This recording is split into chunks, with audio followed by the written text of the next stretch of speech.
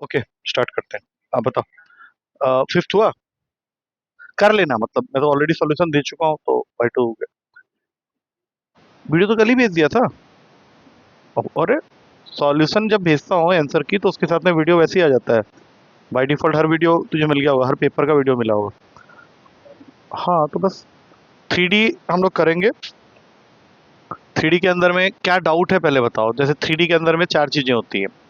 एक होता है तुम्हारा DCDR रिलेटेड क्वेश्चन, एक लाइन के ऊपर में क्वेश्चन, एक होता है प्लेन से रिलेटेड क्वेश्चन, और एक होता है स्फीयर से रिलेटेड क्वेश्चन। और हर किसी से कुछ ना कुछ आता ही आता है। मतलब लाइन से आ गया, DCDR को लेके क्वेश्चन बन गए, एक दो क्वेश्चन यहाँ से निकाल दिया। लाइन प्लेन को मिक्स करके क्वेश्चन बना दिया दो। स्फीयर का तो हर साल दो क्वेश्चन आता ही आता है। मतलब 5 to 6 क्वेश्चन तेरे आते हैं। बताओ DCDR क्या होता है, DC क्या होता है पहले बताओ। वो तो ठीक है, होता क्या है? With Z axis, anti clockwise direction, उनका कोसाइन वैल्यू। इसलिए जब हम लोग डीसी को डिनोट करते हैं एलिमेंट से, तो इनकी वैल्यूज होती है cos alpha, cos beta and cos gamma. इसकी सबसे मेन प्रॉपर्टी होती है कि किसी भी लाइन के डीसी के स्क्वायर का सम हमेशा इक्वल्स टू 1 होगा। That means cos square alpha plus cos square beta plus cos square gamma, ये भी तुम्हारे 1 के इक्वल होगा। और इसी को लेके ही तुम्हारे मैक्सिमम क्वेश्चन बनते हैं। जैसे स्ट्रेट अवे एक क्वेश्चन लिखो, a line makes 45 degree with x-axis and equal angles with y and z-axis respectively. Equal angles with y and z-axis respectively. अब क्वेश्चन है, what is the sum of all the three angles? What is the sum of all the three angles? करो।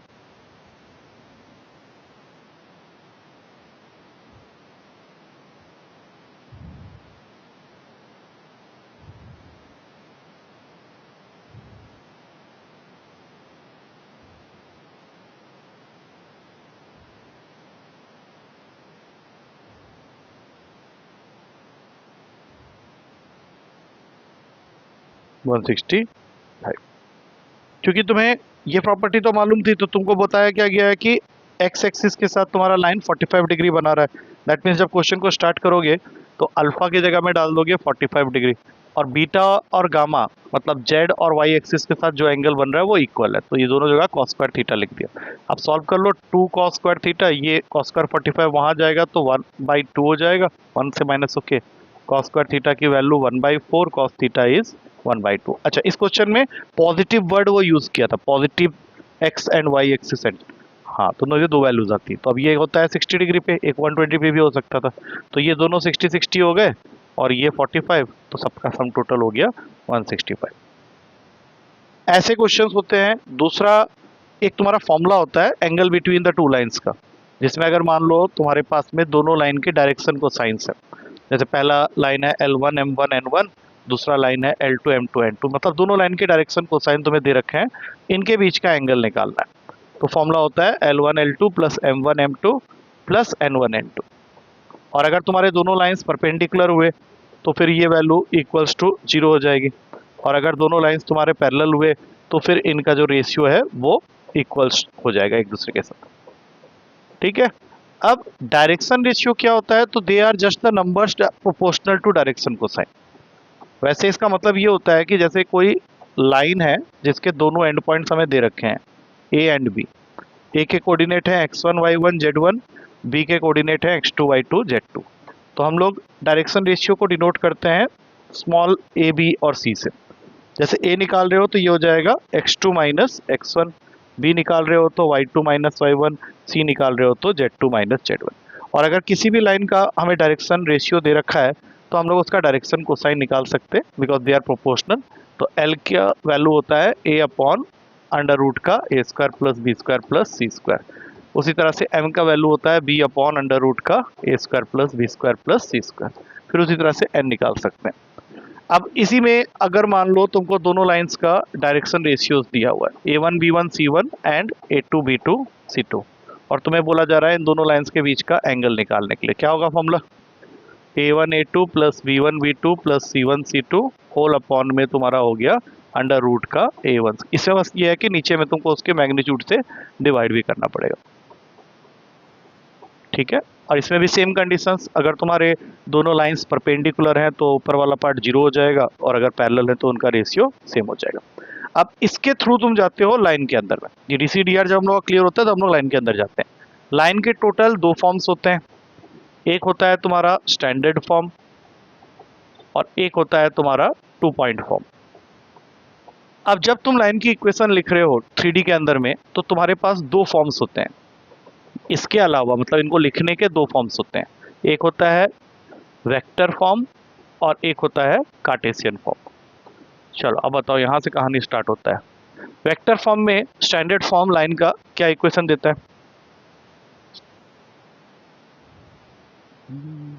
नहीं, पहली बात तो इसको अच्छे से पता होना चाहिए तुम लोग को। स्टैंडर्ड फॉर्म जो लाइन का होता है उसमें तुम्हारे पास में लाइन के लिए 2 इन्फॉर्मेशन होती है।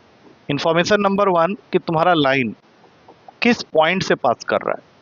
तुम्हें एक पॉइंट दिया होगा, उसके कोऑर्डिनेट दिए होंगे x1 y1 z1, और साथ ही साथ एक वेक्टर होता है जो लाइन के अलोंग या लाइन के डायरेक्शन में, और you can say parallel to this line होता है, उसका डायरेक्शन रेशियो तुम्हें पता होगा। तो in that case when you want to write the equation of the line in vector form, तो इसका फॉर्मूला होता है r vector is equals to a vector plus lambda times of b vector, जिसमें a vector क्या है? It is the position vector of the given point through which the line is passing, और b vector क्या है? That is the direction ratio of the vector parallel to the line, और you can say vector parallel to the line. जैसे मान लो एक question आ गया कि तुम्हारे पास में इक्वेशन निकालनी है लाइन की वेक्टर फॉर्म में, और वो लाइन जो है वो किस पॉइंट से पास कर रहा है? 2 - 3 5 से, और जिस वेक्टर के साथ वो पैरेलल है उसका डायरेक्शन रेशियो है 1 2 3। अब बताओ इसका इक्वेशन क्या होगा वेक्टर फॉर्म में? क्या? r vector is equals to 2i cap minus 3j cap plus 5k cap plus lambda times of, इनका वेक्टर बना लो, 1i cap plus 2j cap plus 3k cap. अब इसी को जब कार्टेशियन फॉर्म में कन्वर्ट करते हैं तो करना कुछ नहीं है। देखो r वेक्टर क्या होता है? r vector can be any point on the line, because line के ऊपर में तो इन्फाइनाइट नंबर ऑफ पॉइंट हो सकते हैं। तो r वेक्टर उनमें से किसी एक पॉइंट को, आर्बिट्रेरी पॉइंट ले लो एक्स वाई जेड, तो उसका जब तुम पोजिशन वेक्टर बनाओगे तो ये बन जाएगा xi प्लस वाई जे प्लस जेड के, और ए वेक्टर तुम्हारा वो वाला पॉइंट है जिसके थ्रू तुम्हारा लाइन पास कर रहा है अकॉर्डिंग टू द क्वेश्चन। तो उसकी जगह लिख दोगे x1i cap plus y1j cap plus z1k cap plus lambda times of जो वेक्टर तुमने पैरेलल रखा है लाइन के, उसका डायरेक्शन रेशियो ABC है, तो यहाँ आ जाएगा ai cap plus bj cap plus ck cap. अब जरा ध्यान से देखो, लेफ्ट हैंड साइड में जो i का कंपोनेंट है क्या वो x है, और राइट हैंड साइड में क्या है i का कंपोनेंट? प्लस लैम्डा है। तो यहाँ से अगर तुम लैम्डा की वैल्यू निकालते हो तो क्या वो आ जाएगा x माइनस x1 अपॉन ए। सिमिलरली j कंपोनेंट को कंपेयर करोगे, लेफ्ट हैंड साइड में y मिलेगा, राइट हैंड साइड में y1 प्लस लैम्डा भी मिलेगा। अब यहाँ से लैम्डा की वैल्यू निकालोगे तो ये आ जाएगा y minus y1 upon B. Same इसी तरह से यहाँ पे z का component z1 plus lambda times of क्या हुआ c, तो यहाँ से z minus z1 upon c। तो अब ये तुमने क्या किया, इसी लाइन को वेक्टर से कन्वर्ट कर दिया कार्टेशियन फॉर्म। कार्टेशियन फॉर्म क्या बना? x minus x1 upon a is equals to y minus y1 upon b is equals to z minus z1 upon c। अब इस फॉर्मूला के अंदर बताओ x1 y1 z1 क्या रहा होगा? गिवन पॉइंट, ये तो लिखा ही हुआ है यहाँ पे। और ABC क्या है? They are the direction ratio of the vector which is parallel to the line, और अगेन XYZ क्या है? Any point which can lie on the line. तो ये है लाइन का पहला फॉर्म। उसके बाद आता है 2 पॉइंट फॉर्म। तो 2 पॉइंट फॉर्म में क्या डिफरेंस होगा कि instead of 1 point he will be giving you 2 points जिसके थ्रू तुम्हारा लाइन पास कर रहा होगा। हाँ, तो यहाँ पे तुम सपोज करो एक फिगर के थ्रू अगर इसको समझें तो एक नहीं 2 पॉइंट दिए हुए हैं जिसके थ्रू तुम्हारा लाइन पास कर रहा है। सपोज ये भी वो लाइन है, इसका एक एंड पॉइंट दे दिया x1 y1 z1 और दूसरा दे दिया x2 y2 z2। अब तुम्हारे फॉर्मूला में क्या चेंजेस आएगा सोचो। हाँ, ए के जगह तो ए ही रहेगा, लेकिन जो लैम्डा के बाद वाली वैल्यू है वो बी माइनस ए हो जाएगा। क्यों हो रहा है? क्योंकि ये जो जगह होती है ये उस वेक्टर के लिए होती है जिसका डायरेक्शन रेशियो गिवन होता है। और हम लोग के पास में अगर एक लाइन के दोनों एंड पॉइंट्स है तो अभी जस्ट नाउ मैंने क्या बताया था कि उसका डायरेक्शन रेशियो कैसे निकालोगे, फाइनल माइनस इनिशियल करके। अब सोचो इसी का कार्टेशियन फॉर्म लिखोगे तो फॉर्मूला में कितना चेंजेस आएगा?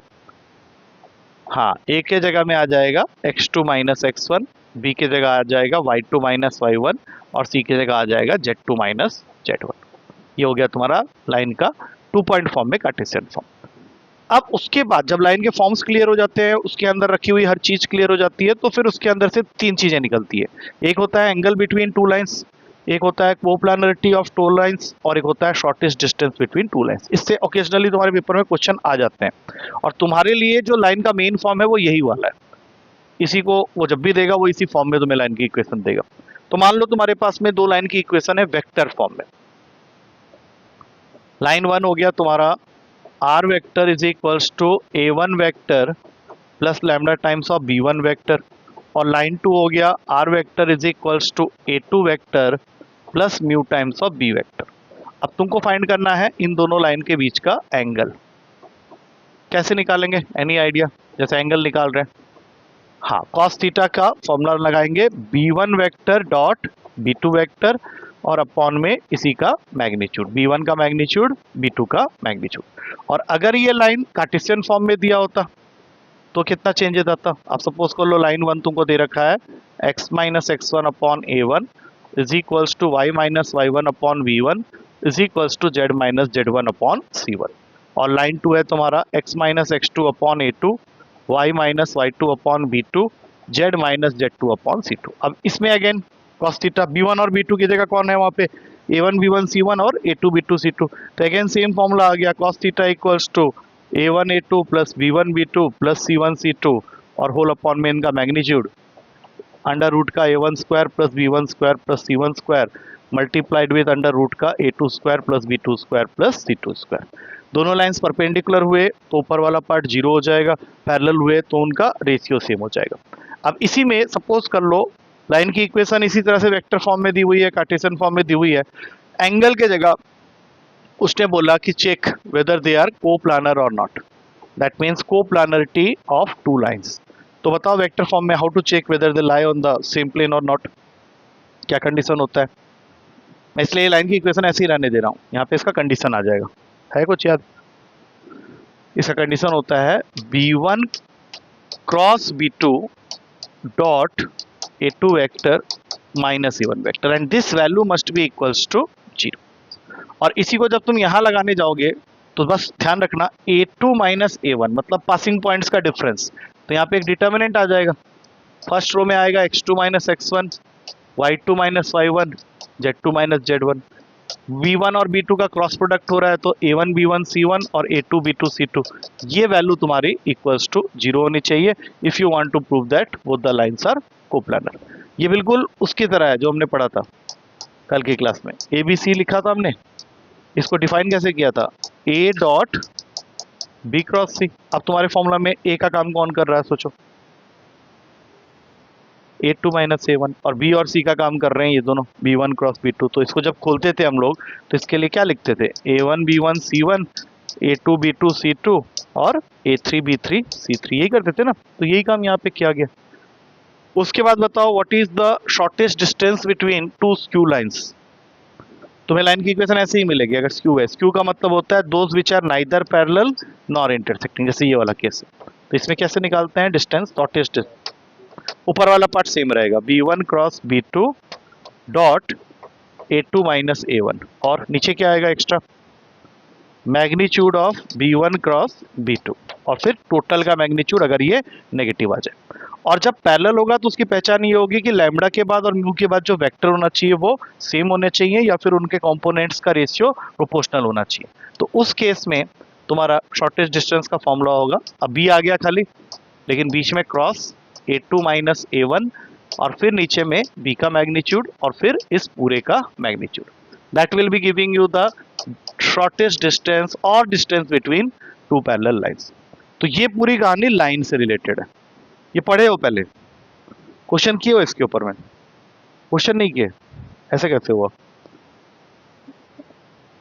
हाँ तो फॉर्मूला तो याद है ना, तो अगर फॉर्मूला याद है तो क्वेश्चन हो जाएंगे, उसमें कौन सी बड़ी बात है? हाँ कौन सा? हाँ हाँ,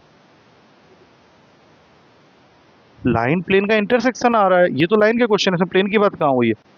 लाइन और प्लेन के इंटरसेक्शन पे भी हमने क्वेश्चंस किए थे। हाँ हाँ हाँ, वो तो लाइन और प्लेन इंटरसेक्ट कर रहे हैं। अभी जितने भी क्वेश्चन आए हैं पेपर में वो लाइन और प्लेन के इंटरसेक्शन पे हैं, डायरेक्शन कोसाइन डायरेक्शन रेशियो पे है, स्पीयर पे है। मैं तुमको क्वेश्चन ही करवा देता हूँ ना डायरेक्ट जो आए हुए हैं। हाँ तो वही तो कह रहा हूँ, वही क्वेश्चन सब आते हैं, कुछ अलग थोड़ी ना आएगा। अलग आएगा तो सबसे पहले मुझे पता चल जाएगा कि क्या आ रहा है क्या नहीं आ रहा है।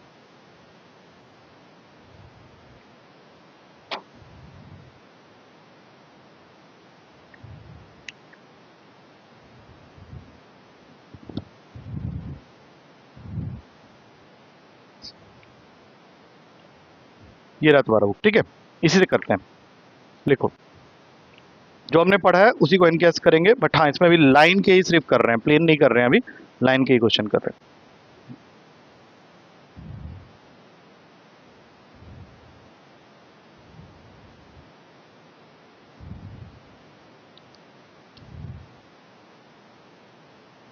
अब जैसे हमने अभी डायरेक्शन कोसाइन के बारे में बात की है, तो बहुत सारे क्वेश्चन है डायरेक्शन कोसाइन के। जैसे एक ये क्वेश्चन आया हुआ है यहाँ पे देखना, उसने तुमको बोला है कि एक लाइन है जो कि थीटा एंगल बना रहा है एक्स एक्सिस के साथ, फाई एंगल बना रहा है वाई एक्सिस के साथ, और जाई एंगल बना रहा है जेड एक्सिस के साथ। उसके बाद उसने 3 स्टेटमेंट दे रखे हैं और तुम्हें बताना है कि इसमें से कौन सा सही है। पहला, sine square theta plus sine square phi is equals to cos square psi. उसके बाद है cos square theta plus cos square phi is equals to sine square psi. और सबसे लास्ट में है sine square theta plus cos square phi is equals to cos square जाई।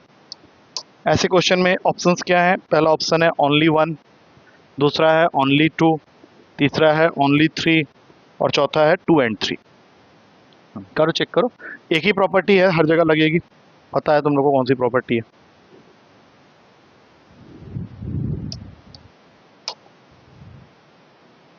But what about third?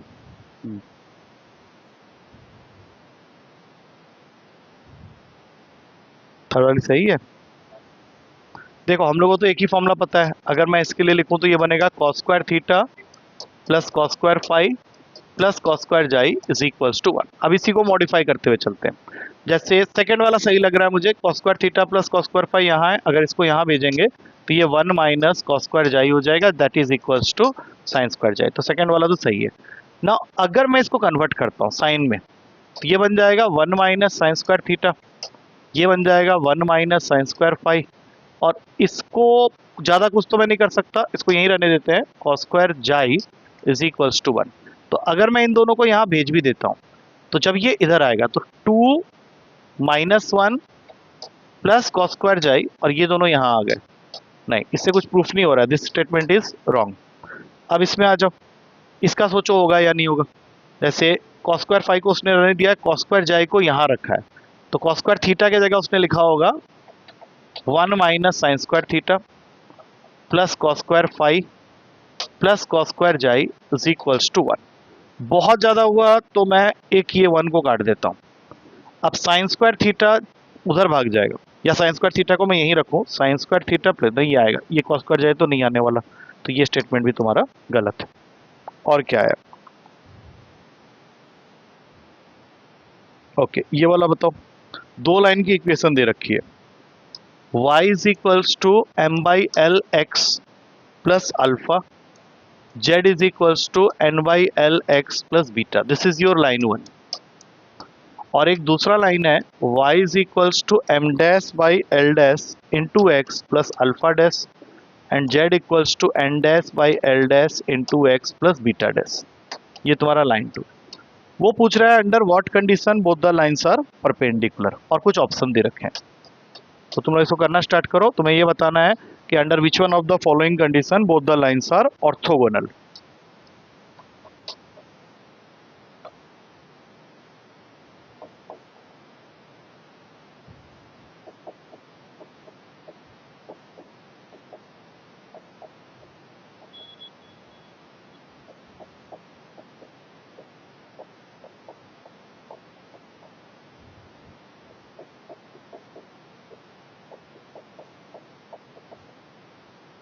कैसे करोगे बताओ?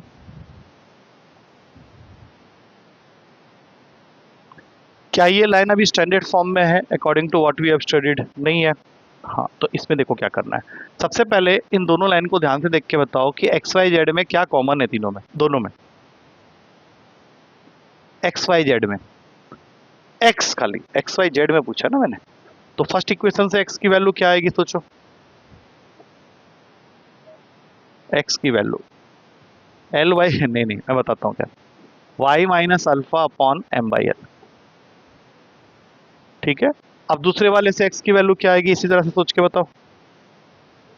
Z minus beta upon n by l. अब दोनों को कंबाइन करके हम लोग एक इक्वेशन लिखेंगे, x is equals to y minus alpha upon m by l is equals to Z minus beta upon n by l. और ये अभी इसको थोड़ा सा और सुंदर बनाने के लिए according to the standard form इसको हम लोग लिख सकते हैं x minus zero upon one. अब ये पूरा का पूरा जो लाइन है जिसको हम लोग लाइन वन बोल रहे थे वो आ गया तुम्हारा स्टैंडर्ड फॉर्म में दोनों को मिला के। अब उसी तरीके से दूसरे लाइन की इक्वेशन को चेंज कर लो ऐसे ही, इन दोनों में भी एक्स है कॉमन, बस difference is it will become y minus alpha dash upon m dash by l dash, और ये बन जाएगा z minus beta dash upon n dash by l dash. यहाँ पे x minus zero upon one लगाओ। अब बताओ, मैंने दोनों को अभी क्या बताया था, जब दो लाइंस परपेंडिकुलर होते हैं तो क्या होता है? तो बताओ कौन सा ऑप्शन सही बैठेगा, क्योंकि a1 a2 मतलब वन हो गया, उसके बाद आएगा m m dash upon l l dash, और उसके बाद आ जाएगा plus n n dash plus l l dash equals to zero. तो अगर मैं यहाँ से एलसीएम ले लूँ तो I think D option is our correct answer. आया? ये सब तो आए हुए क्वेश्चन है तुम्हारे। ऐसे ही एक और क्वेश्चन है मेरे दिमाग में है, मैं डालता हूँ वाला क्वेश्चन, वो करके बताना। x is equals to a z plus b, y is equals to c z plus d. और एक और इक्वेशन है x is equals to a one z plus b one, y is equals to c one z plus d one. This is your line one and this is your line two. Same question है, if both the lines are perpendicular which one of the following is correct? Options.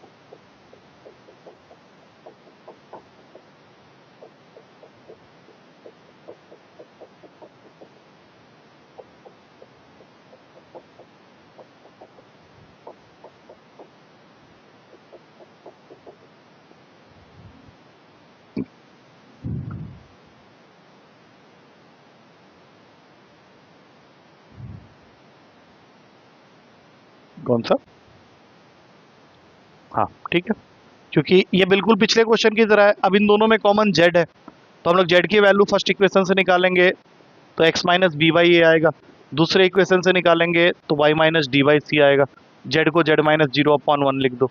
Same उसी तरीके से ये बन जाएगा x minus B one upon ए one, ये y minus D one upon C one is equals to Z minus zero upon one. Perpendicular का condition डालेंगे, A one plus C one plus one is equals to zero. Next question लिखो, मैं line वाले सारे करवा दे रहा हूँ, ठीक है, करते चले जाओ। A line makes same angle alpha, a line makes same angle alpha with each of x and y axis, with each of x and y axis and theta with z axis, and theta with z axis।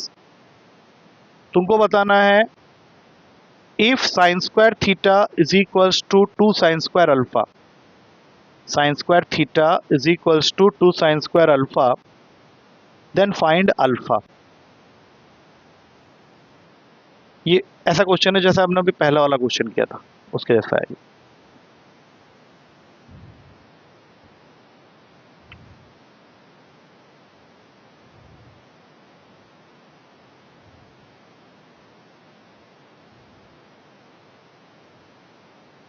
30 आ रहा है, देखो ध्यान से देखो, 30 नहीं है,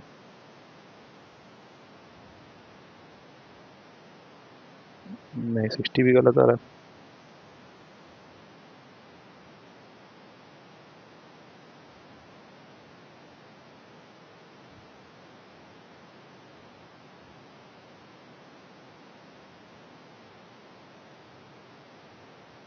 forty five आएगा।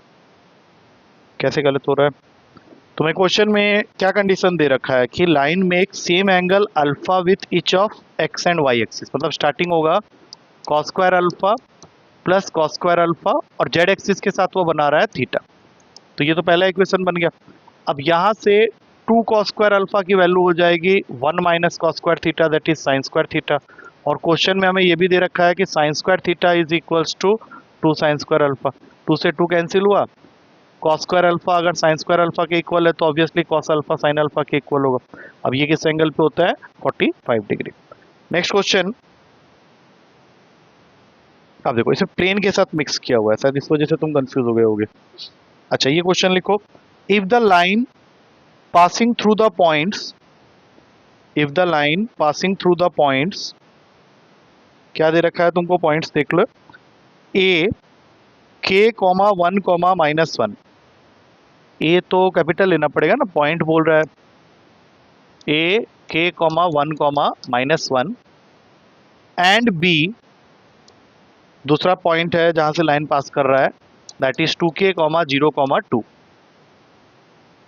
is perpendicular to the line, is perpendicular to the line through the points B and C, B and C, जिसमें C के कोऑर्डिनेट्स उसने दे रखे हैं, C के कोऑर्डिनेट्स हैं 2 + 2k comma k comma 1।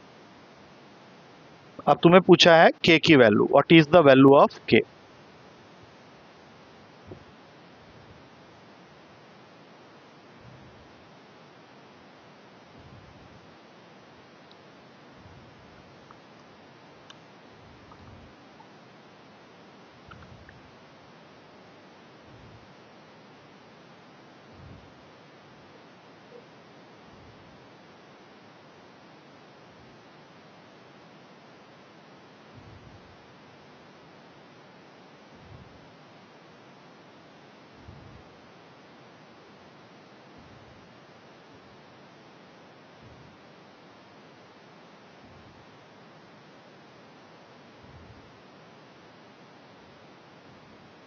k की वैल्यू, तो यहाँ पे ये वाला कंसेप्ट क्यों लगा रहे हो तुम लोग, तुम्हें अगर दोनों एंड पॉइंट्स दिए हुए हैं, तुमको क्वेश्चन क्या कह रहा है कि ए और बी से पास होने वाला लाइन बी और सी से पास होने वाले लाइन के साथ परपेंडिकुलर है। तो अगर हम लोग ए बी का डायरेक्शन रेशियो निकाल लें और बी सी का डायरेक्शन रेशियो निकाल लें तो सेम नहीं, उनके डायरेक्शन रेशियो का प्रोडक्ट का सम मस्ट बी इक्वल्स टू 0, यही तो हमने पढ़ा था अभी। और डायरेक्शन रेशियो कैसे निकालते हैं, जब दो एंड पॉइंट्स दिए हुए हैं, जैसे ए बी का डायरेक्शन रेशियो निकालना है, direction ratio of A B, तो ये तुम्हारा बन जाएगा A1 is equals to k, B1 हो जाएगा -1 और C1 हो जाएगा 3। अब ये परपेंडिकुलर है BC के साथ, तो डायरेक्शन रेशियो ऑफ BC को मैं लेट कर लेता हूँ A2 B2 एंड C2। कर लोगे इसके आगे क्वेश्चन, करके बताओ जल्दी।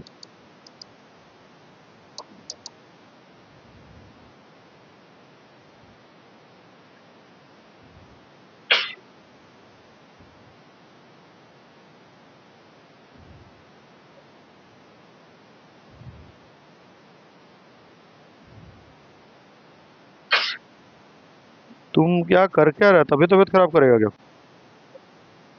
लाल लाल हो गया चेहरा पूरा।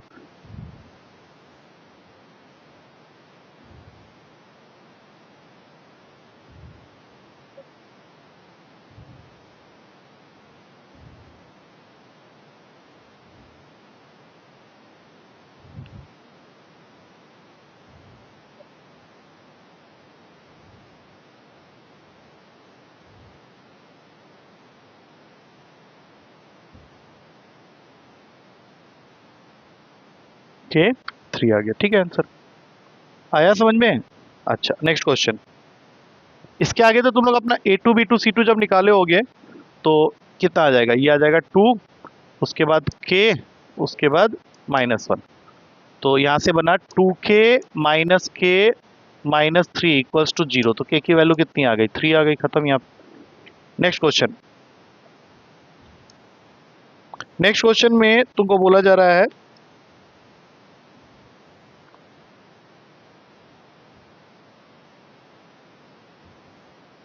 लाइन और प्लेन मिक्स क्वेश्चन हैं बहुत सारे, हाँ ये करो।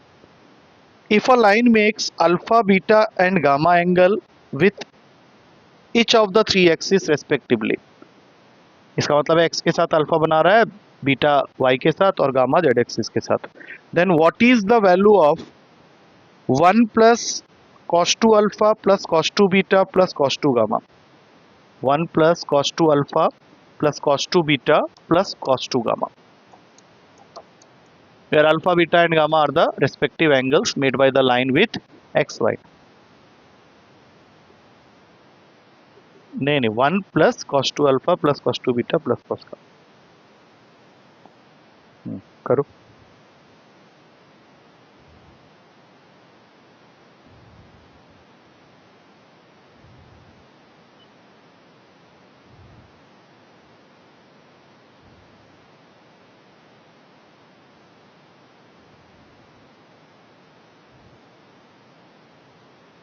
जीरो आ रहा है, ठीक।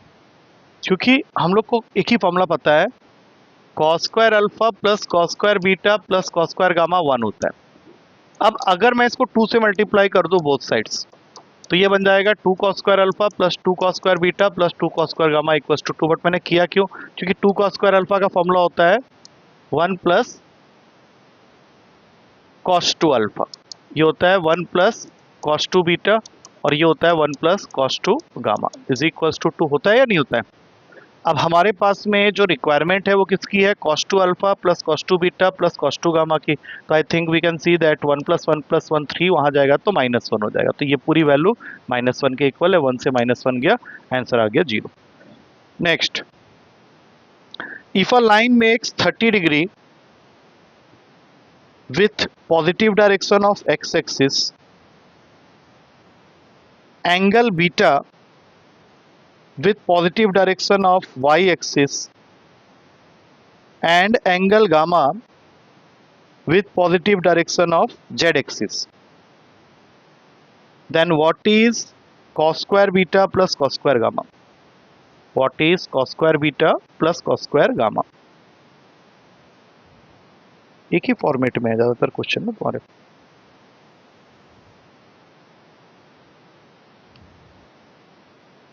-1/2 क्यों नहीं? 1/4, 1/4 है ऑप्शन में। तो इसमें गलती क्या हो रही है? देखो, सबसे पहले तो 1/4 ही आएगा। कॉस स्क्वायर 30 डिग्री हो गया, बाकी दोनों cos square beta plus cos square gamma, ये तो हमें निकालना ही है। कॉस स्क्वायर 30 की वैल्यू होती है √3/2 का स्क्वायर 3/4, उधर जाएगा 1/4 और कुछ करना ही नहीं, ये वैल्यू आ गई तुम्हारी यहाँ पे। नेक्स्ट, अच्छा ये करो, एक पॉइंट दे रखा है तुम्हें 3 - 1 11, यहां से तुमने एक परपेंडिकुलर ड्रॉ किया है ऑन द लाइन। ये लाइन की इक्वेशन दे रखी है x/2 is equals to y-2/3 is equals to z-3/4। q को वो फुट ऑफ द परपेंडिकुलर बोल रहा है, तो तुम्हें फाइंड करना है what is the length of this, और साथ ही साथ ये भी बताना है कि what are the direction ratio of P Q. That means indirectly तुमको क्यू निकालना पड़ेगा। हाँ तो करो फिर।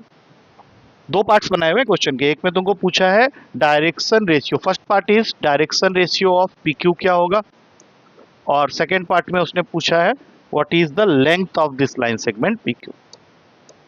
इस तरह के क्वेश्चन लिख लो, आता है कि नहीं आता है।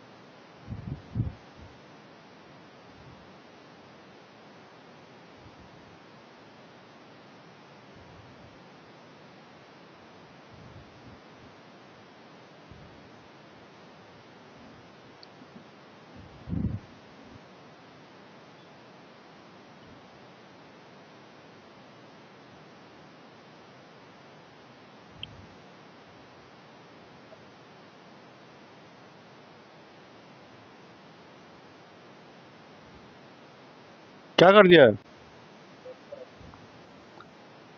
तो इसके लिए ये क्यू पॉइंट है कहाँ तुम्हारे पास? नहीं नहीं, अरे वही तो गलत किया है। देखो अभी ध्यान से मैं क्या करना है, इन क्वेश्चंस में हमेशा इस वैल्यू को के इक्वल किया जाता है और यहाँ पे एक -0 लगा दो।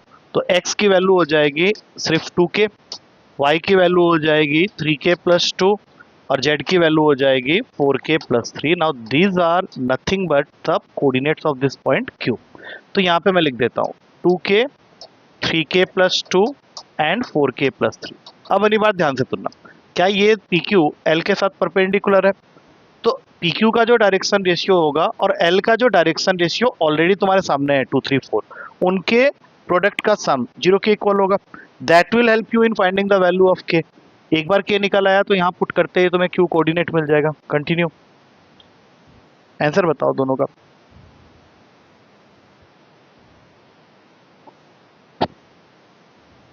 PQ का डायरेक्शन रेशियो निकाल लो पहले, 2k-3, 3k+3 एंड 4k-8, उसका डॉट 2, 3, 4 के साथ में, वहां से k मिल जाएगा। एक बार k मिल गया, क्वेश्चन सॉल्व है उसके बाद।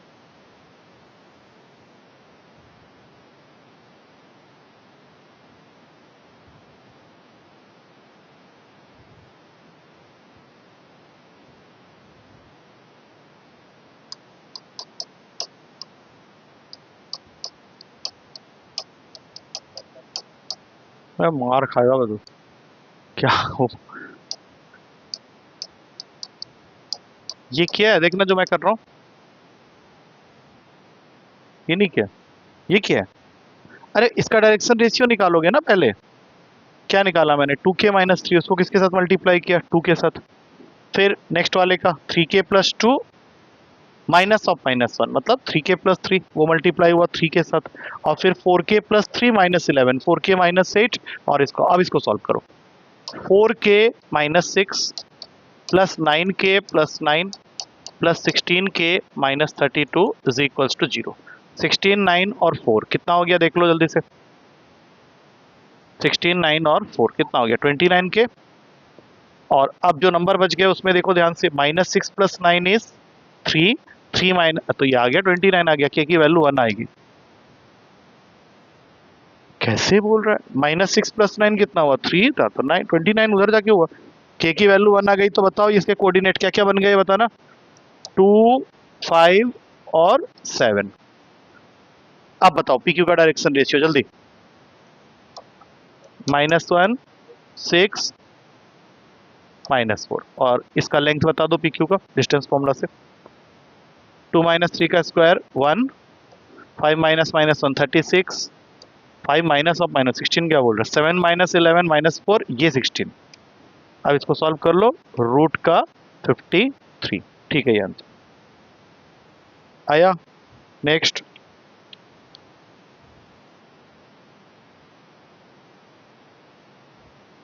चलो ये तो कर लोगे। इफ द एंगल बिटवीन, ये रिपीट हुआ था क्वेश्चन इस बार। If the angle between the lines whose direction ratios are 2, -1, 2, पहले लाइन का डायरेक्शन रेशियो है 2, -1, 2 and x, 3, 5 is π/4, then find the smaller value of x, then find the smallest value of x, find the smallest value of x। मतलब हो सकता है दो values आए x के, तुमको स्मॉलेस्ट वैल्यू बताना है। एंगल दे दिया दोनों लाइंस के बीच का π/4, और दोनों लाइंस के डायरेक्शन रेशियो दे रखे हैं, तो किस फॉर्मूला की तरफ जाना है? और नीचे उसका मॉडुलस भी लेना पड़ेगा, cos थीटा का फॉर्मूला लगाओगे ना एंगल बिटवीन टू लाइंस का, जिसका डायरेक्शन रेशियो दिया होता है।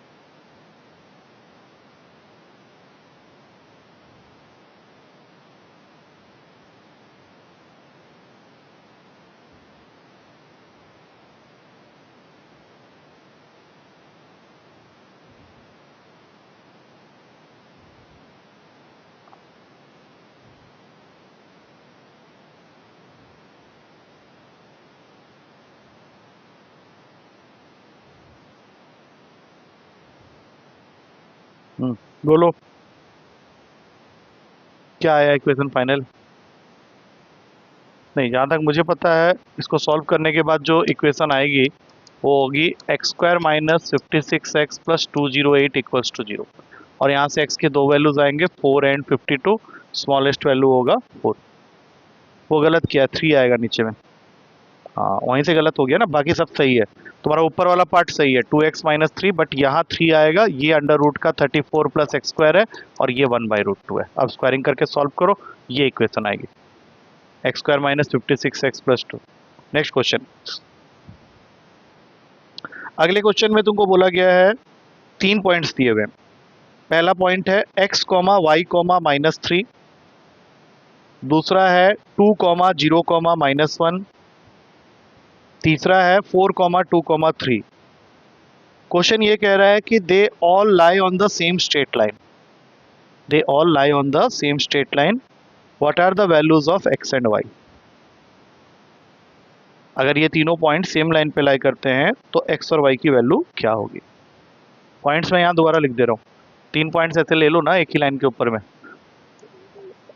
वो प्लानर, अच्छा जो भी करना है करो, बताओ कैसे करोगे। x comma y comma minus 3 पहला है, 2 कॉमा 0 कॉमा माइनस 1 दूसरा है, और 4 कॉमा 2 कॉमा 3 तीसरा है। तुम्हें x और y निकालना है। मैं ऑप्शन भी दे दे रहा हूँ, may be it will be slight helpful for you.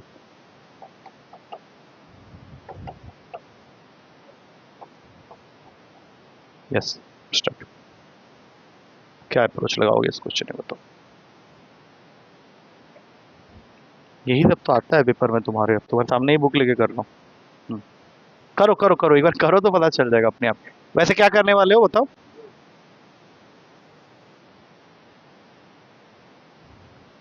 उससे एक्स और वाई कैसे निकालोगे? लंबा नहीं पड़ जाएगा थोड़ा सा? उससे क्या करोगे, वो वैसा करके क्या होगा? कुछ और लगाओ दिमाग, क्योंकि वो सब जो तुम लोग बोल रहे हो ना उसमें थोड़ा टाइम लगेगा ज़्यादा। ए सी निकालो, बी सी निकालो, फिर इक्वेट करके एक्स और वाई की वैल्यू डालोगे। कौन सा को प्लानर? पॉइंट्स के लिए कहाँ होता है, तो लाइन के लिए होता है सेम प्लेन पे। ये तो 3 पॉइंट्स एक ही लाइन के ऊपर में। कोलिनियर वाला, कोलिनियर की बात कहाँ हुई?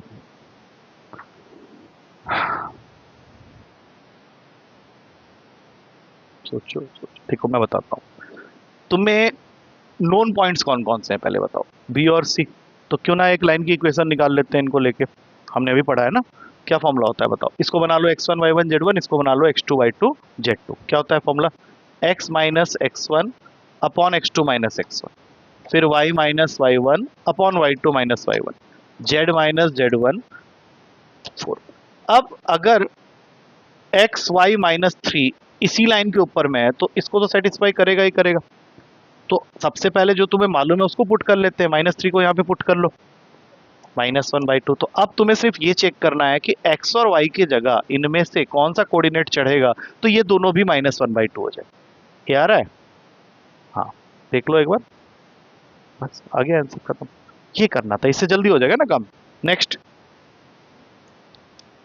What is the perpendicular distance, what is the perpendicular distance from the point 2, 3, 4 to the line. मतलब तुम्हारा क्वेश्चन क्या है, एक पॉइंट है 2, 3, 4, इस पॉइंट का परपेंडिकुलर डिस्टेंस नापना है from the line x minus 0/1 is equals to y minus 0/0 is equals to z minus 0/0। ये क्यू, ये डिस्टेंस तुमको नापना है। क्या ये क्वेश्चन वैसे ही नहीं है जो अभी हमने थोड़ी देर पहले किया हुआ था? वो करके करो एक बार, जल्दी से निकालना है इसका answer.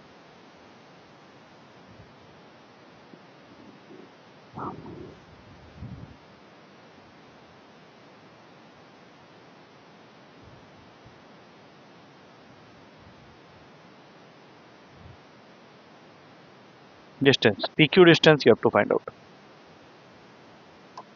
and that is your perpendicular distance. Find PQ, perpendicular distance.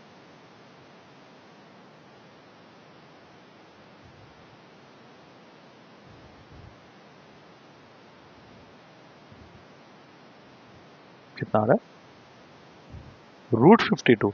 इसके ऑप्शन है 6532। कर तो सही रहे हो, जो देख रहा हूं मैं यहाँ से x की वैल्यू इस सबको के इक्वल किया, x y0 z0 यही आ रहा है ना। इसका मतलब है ये बन गया तुम्हारा k0 0। अब हम लोग क्या करने वाले हैं,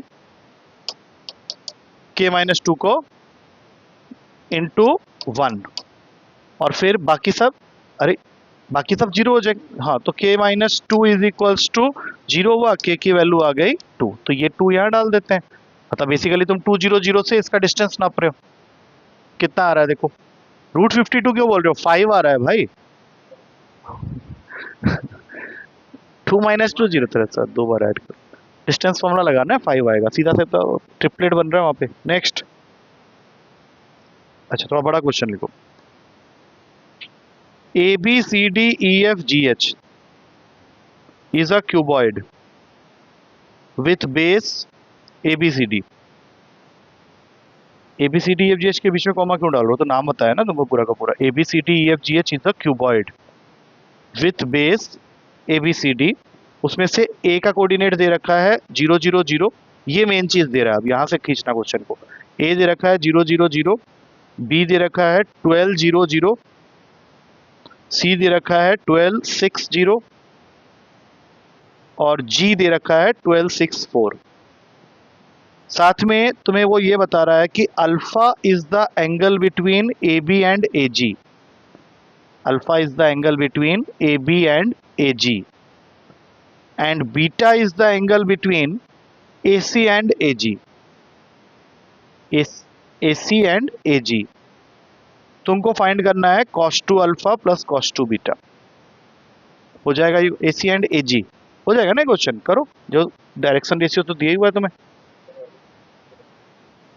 हाँ पहला वाला AB and AG, alpha angle जिनके बीच में है और जिनके बीच में बीटा एंगल है वो है AC एंड AG। तुमको फाइंड करना है cos2 alpha plus cos2 beta. तुम सिर्फ ABCD बेस के बारे में सोचो ना, उतना फिगर क्यों हो रहा है। तुम्हारा बेस के साथ साथ जो जो कोऑर्डिनेट्स तुम्हें दिए हुए, तुम्हें कोऑर्डिनेट्स कौन कौन से दिए हुए, A B C and G, D नहीं है, इसलिए बोल रहा हूँ, उसकी जरूरत ही नहीं है, ABCG दिया हुआ है। करो अब आराम से।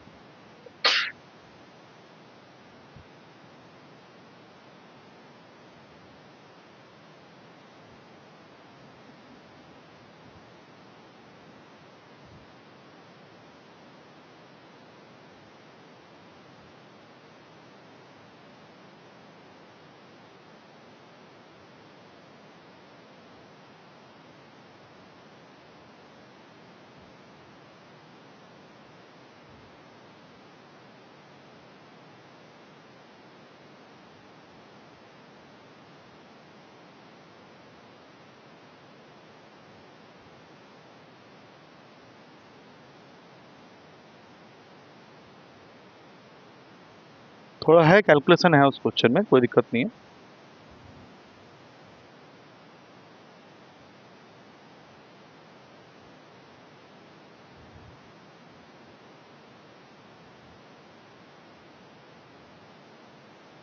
फोर्टीन,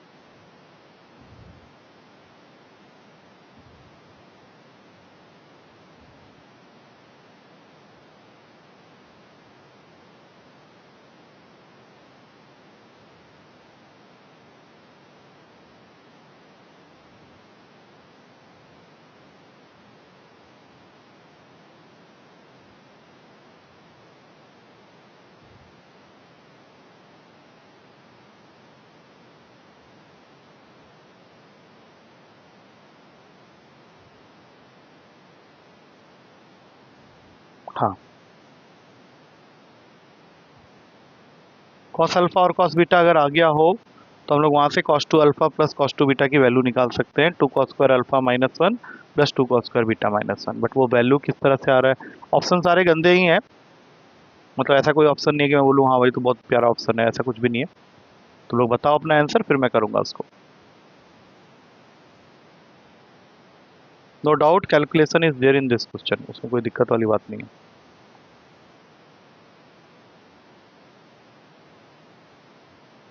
क्या बहुत गंदा आ रहा है, क्या क्या दे रखा है पहले बताओ, मैं करके देख। ए बी सी और जी, इनके कोऑर्डिनेट्स बताओ जल्दी जल्दी जल्दी, क्या क्या दिया हुआ है, करते हैं इस क्वेश्चन को। ए है तुम्हारा, बोलते जाओ, 0 0 0, बी ठीक है, सी 12 6 0, जी 12 6 4। तो हमें क्या करना है, अल्फा किन किन के बीच का एंगल है, ए बी एंड ए जी के बीच का। तो हम लोग पहले क्या करेंगे, ए बी और ए जी का डायरेक्शन रेशियो निकालेंगे। तो ए बी का डायरेक्शन रेशियो आ गया 12 0 0 और ए जी का डायरेक्शन रेशियो हो रहा है 12 6 4। तो पहले एंगल निकालते हैं इनके बीच का, कॉस अल्फा 1296। हाँ अब इसको करते हैं, रुक जाओ, ए वन ए टू मतलब 144, दैट्स इट। और नीचे आ जाएगा 12 इंटू, इसको ऐड कर लो, 36 प्लस 16 प्लस 144 कितना हो गया, 196। तो 14 का होता है, ये 12 में कट गया, ये और काट लो इसको, 6/7। तुम्हें कॉस अल्फा की वैल्यू मिल गई 6/7। अब उसी तरह से कॉस बीटा की तरफ चलते हैं। बीटा किसके किसके बीच का एंगल है बताना जरा, ए सी और ए जी। ए जी तो हम लोग निकाल ही चुके हैं, 12 6 4 दोबारा लिख देते हैं यहाँ पे, और ए सी हो जाएगा इस बार 12 6 0। अब इनके लिए अगर हम लोग कॉस बीटा निकालते हैं तो 144 प्लस 36, नीचे 144 प्लस 36 हो गया रूट का 180, और उसमें वो तो अभी हमने निकाला था वो 14 आया था, ठीक है यहाँ 14 लिख लेते हैं। नहीं अभी इसीलिए तो कर रहा हूँ। हाँ इसको थोड़ा सॉल्व करते हैं, ये कितना हो गया, 180, हाँ रूट 180/14 आ रहा है ना, इसको थोड़ा सा सॉल्व कर लो, किसका होगा बताओ। नहीं इसकी वैल्यू को थोड़ा सा सॉल्व कर लो, इसको क्या लिख रहे हो, रूट 180 को क्या लिख रहे हो, थोड़ा सा उसको सिंप्लीफाई करो ना, 36 इंटू 5 लिखो, ठीक है 36 into 5 will be a better choice. तो 6 रूट 5/14 हो जाएगा, जिसको हम लोग लिख सकते हैं 3 रूट 5/7। ये है तुम्हारी कॉस बीटा की वैल्यू। अब ये दोनों वैल्यूज मिल जाने के बाद we will go for the calculation of cos 2 alpha plus cos 2 beta. क्या होता है फॉर्मूला बताओ, 2 cos स्क्वायर अल्फा कर लो यहाँ पे, 2 इंटू 36/49, माइनस 2 को साइड कर लो, और दूसरा 2 cos square beta, 2 cos square beta मतलब ये कितना हो जाएगा, 2 इंटू, इसका स्क्वायर कर दो जल्दी से, 9 इंटू 5 45 अपॉन 49, ठीक है। अब इसको सॉल्व करके जो आएगा और क्या, 72 प्लस 90 माइनस 98 अपॉन 49, 72 प्लस 90 मैंने 72 minus 8 upon 49, correct answer is 64/49, 64/49, ये रहा बी ऑप्शन में। आया समझ में,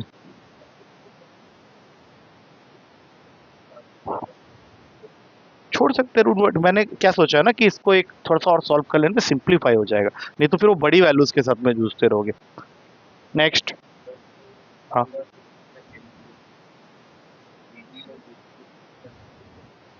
क्या चीज क्या चीज क्या चीज, उसने जो बोला है हम लोग उसके हिसाब से कर रहे हैं ना।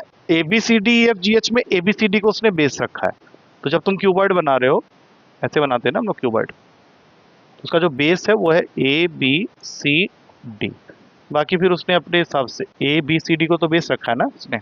अब ऊपर क्या होगा फिर, ई एफ जी एच होगा। अब वो उसको किस पैटर्न में ले रहा है वो उस पर डिपेंडेंट है, क्योंकि हमें उसने ये बोल दिया है कि alpha is the angle between A B and A G, A B and A G मतलब जी हो सकता है यहाँ पे हो। तो ये कुछ ऐसे होगा, ई एफ जी, अंदर से जा रहा है ना ये लाइन, ए बी और एच, ऐसे करके कुछ बनना होगा आपकी फिगर। नेक्स्ट क्वेश्चन लिखो, एक लाइन की इक्वेशन दे रखी है, x minus one is equals to 2 into y plus 3 is equals to 1 minus z. ये लाइन की सिंगल इक्वेशन है और एल एम एन को वो बोल रहा है डायरेक्शन कोसाइन है इस लाइन का, लेकिन उसको तुमसे चाहिए L to the power of 4 plus M to the power of 4 plus N to the power of 4 की वैल्यू। हो जाएगा ये, करो फिर। तो तुम फांसा कौन से क्वेश्चन में था, तुम तो बुक करवा लिया पूरा मेरे से। तो इंटरसेक्शन अभी आया काम लोग का, वो तो लाइन और प्लेन का इंटरसेक्शन, उसके लिए प्लेन पढ़ना पड़ेगा ना पहले, मैं तो लाइन सारा खोल दिया यहाँ पे क्वेश्चन, क्या दिक्कत है इसका बताओ। हाँ, और हमें फाइंड करना है पावर 4 सबका सब ऐड करना है। आई गेस तुम लोगों ने 2 को नीचे भेज दिया ना दोनों के। हाँ, तो यहाँ पे इक्वेशन क्या बन गई, x minus one upon two y plus 3 upon 1, यहाँ पे z minus one upon minus 2 हो गया, यही ना, यही ना बनेगा। अब यहाँ से तुमको ए बी सी तो पता चल ही गया, a है 2, b है 1, c है माइनस 2, तो करस्पॉन्डिंग l की वैल्यू हो गई 2/3, m की वैल्यू हो जाएगी 1/3, n की वैल्यू हो जाएगी -2/3। ये हमारे पास फॉर्मूला होता ही है। अब इसमें पुट कर लो 16/81, 1/81, 16/81, कितना हो गया टोटल 33/81। इसको और काट लो 3 के टेबल, 11/27 है ऑप्शन। ठीक है, ठीक है, क्लियर है। बस एक और लास्ट लिखो, एक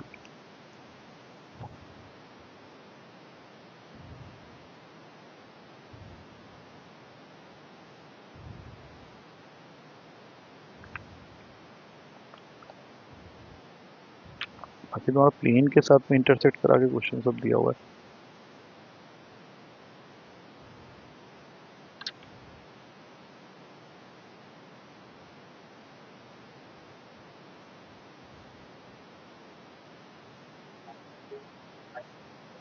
हाँ, लाइन और प्लेन में साइन थीटा आ जाता है, राइट, सारे वो क्वेश्चन के। अच्छा, ये निकालो, what are the coordinates of a point which is equidistant from 4 points. एक पॉइंट का कोऑर्डिनेट निकालना है, let it be x y z, जो कि 4 पॉइंट से इक्वल डिस्टेंस पे है, और वो 4 पॉइंट्स हैं ओ ए बी सी, जिसमें ओ है 0 0 0, ए है a 0 0, बी है 0 b 0 और सी है 0 0 c। हाँ, तो ये याद क्या हुआ तुमने, इसको कर लोगे ये वाला, कैसे करेंगे बताओ एक बार। हाँ, नहीं नहीं, अरे तो ये क्या बात हुई, तो इन दोनों को, ये सारे तो इक्वल है ना आपस में, कोई भी 2 पकड़ लेते हैं, O P square equals to P A square. अब सॉल्व करते हुए जाओ, x square plus y square plus z square, यहाँ से आ जाएगा एक्स माइनस ए का whole square plus y square plus z square, ये दोनों कैंसिल हो गए। सॉल्व कर लो यहाँ से एक्स के लिए। अब तुम्हारा नेक्स्ट स्टेप में एक्स स्क्वायर भी गया, इसको यहाँ फेंक दो, ए स्क्वायर इक्वल्स टू 2ax, एक ए गया तो एक्स की वैल्यू आ गई a/2। फिर अगर हम लोग इसको और इसको इक्वेट करेंगे तो y की वैल्यू आ जाएगी b/2, फिर इसको और इसको इक्वेट करेंगे तो z की वैल्यू आ जाएगी c/2। तो रिजल्ट हो गया एक तरह से। ठीक है, चलो रेडी करो आज के लिए। अभी प्लेन कल बताऊंगा, तो फिर उसके बाद वो चैप्टर